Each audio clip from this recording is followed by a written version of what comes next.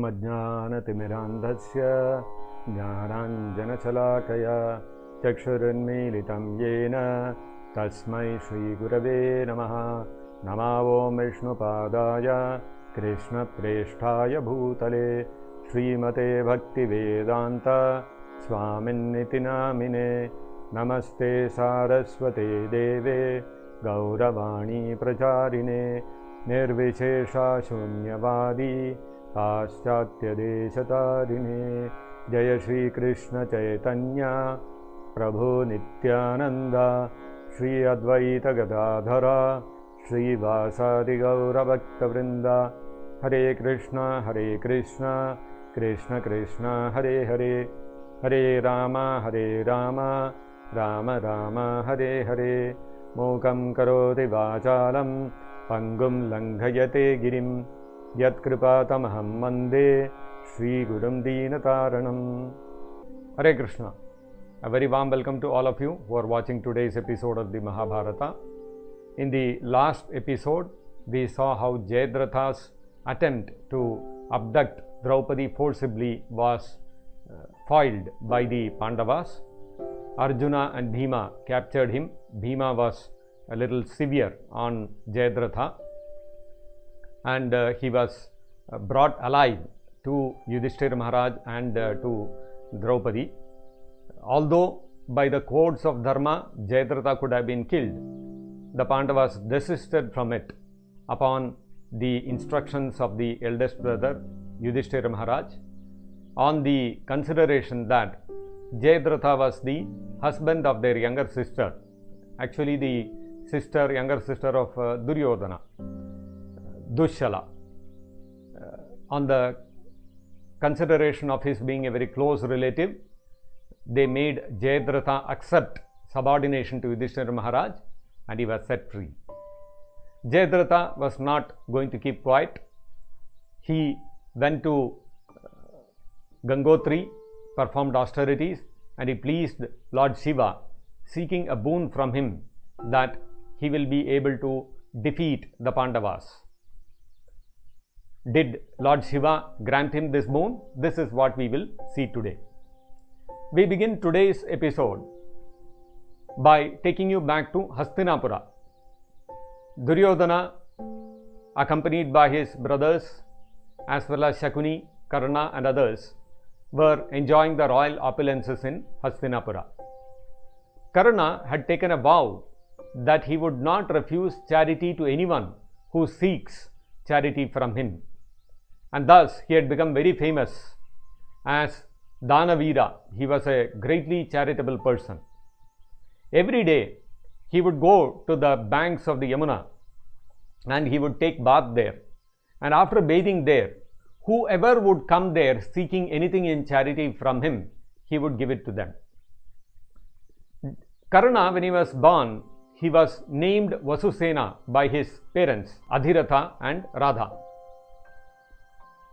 He was so named because when Adhiratha found him as a small baby floating in the water of the river, he found that the child was adorned naturally with a golden armor and earrings. These were divine earrings and armor which were integral to the body of Karna, and so he was named Vasusena, meaning a person who was born with a lot of riches. Now, because the period of forest exile of the Pandavas was coming to a close, and soon they would have to go in exile incognito, and within about a year and a half, the time would come for them to seek the return of their kingdom. And everybody knew that given Duryodhana's nature, it was not going to be easy to get back the kingdom for the Pandavas. Indra, who was seated in heaven, he started thinking how he could do good for the Pandavas, especially keeping in view that a war was imminent between the Kauravas and the Pandavas. The biggest stumbling block for the Pandavas from Indra's point of view was Karna. Karna was known to be very powerful archer, and he had a divine armor which would always prevent any arrows from piercing him and mortally wounding him. Indra then thought, the only way I can make the path easier for the Pandavas is to take away the armor and the earrings of Karna. Now, how to do that? Indra thought, let me disguise myself as a poor Brahmana and go to Karna and seek from him his divine armor and earrings. Because he has taken a vow of not refusing charity to anyone, he will definitely hand it over to me. Thinking like this, Indra decided to disguise himself and go to Karna the next day when he would have finished taking his bath. Divining what Indra was going to do, now Suryadeva thought how he could help Karna, because Karna was Suryadeva's son after all. He was born by the blessings of Suryadeva to Kunti. Lord Suryadeva appeared in Karna's dream, and he informed Karna that the next day Indra is going to come disguised before him, asking him for his divine armor and earrings. And Suryadeva advised Karna not to give away his armor. Karna reasoned with him in the dream that, oh my lord, how can I refuse? I have taken a vow. I cannot refuse to give away in charity. And if I give away in charity my divine armor and earrings, then even though I may be vanquished in battle, still I will become completely famous all over the world, and Indra will become infamous. Karna had a great desire to enjoy fame. For him, his fame and reputation was everything. It did not appeal to him to refuse Indra and thus break his vow and become infamous as a person who refused to give in charity and thus broke his vow. For him, his fame and reputation was everything. And like this, he reasoned with Suryadeva. Suryadeva responded to him, what is the use of your fame? Once you are killed, once you are dead in the battlefield, what is the use of your fame? It will be like a garland putting to a dead body. Like this, Suryadeva tried reasoning with Karna, but Karna was not going to give in. Karna said, whatever it may be, I don't want to give up my fame, so please excuse me. Then Suryadeva told Karna, he warned Karna that Arjuna is too powerful, and without that divine golden armor, Karna would very easily be conquered by Arjuna. But Karna was too much proud of his own strength, and he responded to Suryadeva, don't worry about Arjuna. I have divine weapons with me which I have gained from Parashurama. Very easily I will be able to defeat Arjuna, so you please don't worry about me. Finally, Suryadeva saw that Karna is not going to give in. Finally, Suryadeva told Karna, okay, fine, have it your way, but do one thing. When Indradeva asks for your golden armor and earrings, ask him something in return which will be useful for you in your fight against Arjuna. And like this, Suryadeva disappeared. Karna woke up from his dream, and then he understood that the Suryadeva whom he would worship every day had come thinking of his welfare. Now, thinking of the incidents that had happened in his dream, Karna proceeded forth for his bath in the river. After finishing his bath, many Brahmanas came to him. He gave away many things in charity. Finally, one very brilliant looking Brahmana came forward, very austere looking Brahmana, clad in deer skin and having matted hair, holding his kamandalu and all that. And this Brahmana came forth to Karna and said, I have come here seeking charity. Karna said, please tell me what you want. You want gold, you want riches, you want land, you want cows, what do you want? The Brahmana replied, I don't want any of these things. I have no use for any of them. I only want your divine natural armor and earring with which you are born. Karna immediately understood that this is Indra, but he did not let on immediately that he knew who it was. He started reasoning with the Brahmana. He said, why are you seeking my golden armor and earrings? I can give you tons of gold. I can give you much more precious things. Please ask for something which will be of use to you. What use is my simple armor and earring for you? But the Brahmana would not budge. He said, no, I don't want any of these things. I want only this. Then Karna told him, see, if I give away my armor and earrings, I will become susceptible to be easily killed by my enemies. In order to protect my life, I am asking you, ask me for something else. But the Brahmana would still not budge. Then finally Karna revealed that he knew who it was. He said, oh Brahmana, I know that you are Indra. And I know that why you have come here asking me for this, because you want Arjuna to be able to win over me. No problem. I have taken a vow that I will not refuse charity to anyone who has come to me. I will give away my armor and earrings to you as you have sought it. I will not go against my vow, but I only request you one thing in return. Indra said, so be it. Please ask me what you want from me other than my Vajra Ayudha, his thunderbolt weapon. Indra said, I will give you anything else you ask for. Then Karna asked him for his Shakti weapon. The Shakti weapon used by Indra is very, very powerful, and practically no other astra can withstand the force of the Shakti weapon. Indra then granted him his boon, and he told him, okay, I will definitely accede to your request. I will give you my Shakti weapon, but on the condition that it will be used by you only in the gravest of danger. When there is danger to life, only then you should use it. And second condition is, the moment you release it, it will go and attack its target, and then it will return to me. You will be able to use it only once. Karna was very happy. He said, I want to use it only once. I want to use it only against one person, Arjuna. So for me, one time is good enough. And he was satisfied with that. Moreover, Indra also, being pleased with Karna's charitable disposition, he also blessed him that when he would cut out the armor from his body and the earrings, he would cut out his ears. He would practically have to cut his ears and cut his body and take out the armor and the earrings. When he would do that, Lord Indra blessed Karna that his body would not become disfigured. And then Karna cut the armor from his body and cut the earrings from his ear and handed it over to Indra. Because Karna cut his own body and gave away his armor and earrings, from that day he came to be known as Vaikartana.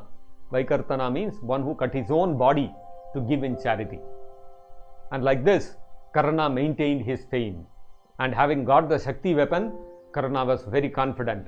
Now, the day I face Arjuna in battle, I will be able to vanquish him. So, from this incident, we can see how even in Swargaloka, amongst the Devatas, there is politics and there is one-upmanship, one person trying to outdo the other. This kind of activities are there even in the Devalokas, amidst the Devatas. What we can understand from this is that this material world, right from Brahmaloka down to Patalaloka, everywhere, every living entity's heart is filled with envy. This envy is actually stemming from the living entity's original envy of Lord Krishna and his position as the Supreme Personality of Godhead in the spiritual world. We all living entities, all of you as well as we all have our original constitutional position in the spiritual world. Because we misused our free will to become envious of Krishna, thinking only why Krishna should be the Supreme Person, why everyone should serve Krishna, why should everyone glorify Krishna, why not some glorification be there for me also. Why not some people be subordinate to me also? Why not some people serve me also? Why not let me become the Lord and Master of some people? When that envy of Krishna's position enters our heart, that is when we come down to this material world. And therefore, everyone in this material world has envy seated in their heart, maybe to different degrees, but is there in everyone's heart. Only a person who has become completely free from envy, nirmatsara, only such a person can become eligible to be liberated from this material world and go back to Godhead, to the spiritual world, Vaikuntha. In the meantime, Jayadratha, having pleased Lord Shiva, he asked Lord Shiva that I should be able to face the 5 Pandavas in battle, and I should be able to vanquish them. I should be able to defeat them and kill them in the battle. Lord Shiva responded to Jayadratha, Jayadratha, who do you think these Pandavas are? They are always accompanied by Krishna. And who is this Krishna? Krishna is the same person who came earlier as Vamanadev. He is the person who incarnated as a boar and he killed Hiranyaksha. And like this, the Supreme Lord, who has taken many incarnations earlier, he has personally descended now. And that Krishna, he is Anadi. He is without any beginning. He is the Supreme Lord. All other incarnations, they all have an Adi. They all have a source. The source is the Supreme Lord Narayana or Vishnu, from whom all the avatars descend into this material world. Whether it is Narasimhadev, whether it is Kurma, whether it is Matsya, whether it is Varahadev, all of them are incarnations descending into this material world from Narayana. But Krishna is not an avatara, he is an avatari. He is the source of all avatars. He is the source of even Narayana. And therefore, Krishna is described as Anadi. He has no other source. And hence, he is the supreme absolute truth. He is the supreme personality of Godhead. Lord Shiva informed Jayadratha that this Krishna is that Anadi. He is that Adi of everybody else.